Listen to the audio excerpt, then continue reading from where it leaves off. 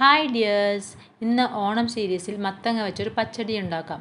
മത്തങ്ങയുടെ തൊലി കളയുമ്പോൾ നല്ലപോലെ സൂക്ഷിക്കണം, കൈ മുറിയാനുള്ള സാധ്യതയുണ്ട്. അതുകൊണ്ട് മത്തങ്ങനെ ചെറിയ പീസസായി മുറിച്ച ശേഷം മാത്രം തൊലി കളയുക. കട്ടിംഗ് പാഡ് ഉപയോഗിക്കുകയാണെങ്കിൽ വളരെ നല്ലത്. കൈവച്ച് തൊലി കളഞ്ഞാലും കുഴപ്പമൊന്നുമില്ല, ഇത്തിരി ശ്രദ്ധിക്കണമെന്ന് മാത്രം. നല്ല ബലമാണ് അതിൻ്റെ തൊലിക്ക്. ഇനി ഇതിനെ നമുക്ക് സ്ക്വയർ കഷ്ണങ്ങളാക്കി മുറിക്കണം. മത്തങ്ങ പെട്ടെന്ന് വേവുന്ന ഒരു ഇനമാണ്, അതുകൊണ്ട് ഒരുപാട് ചെറിയ പീസസാക്കി മുറിക്കരുത്.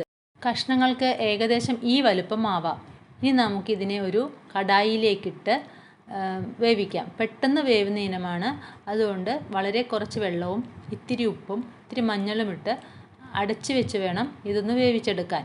അരപ്പ് തയ്യാറാക്കുമ്പോൾ അതിലേക്ക് കുറച്ച് കടുക് വേണം.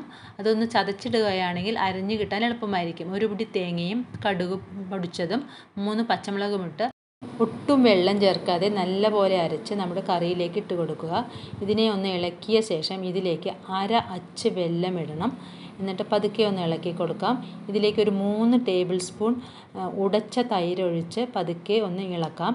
തൈര് ഒഴിച്ച ശേഷം കറി തിളയ്ക്കരുത്. നമ്മുടെ കറി റെഡി ആയിട്ടുണ്ട്. ഇനി നമുക്കിതിലേക്ക് താളിച്ചൊഴിക്കണം.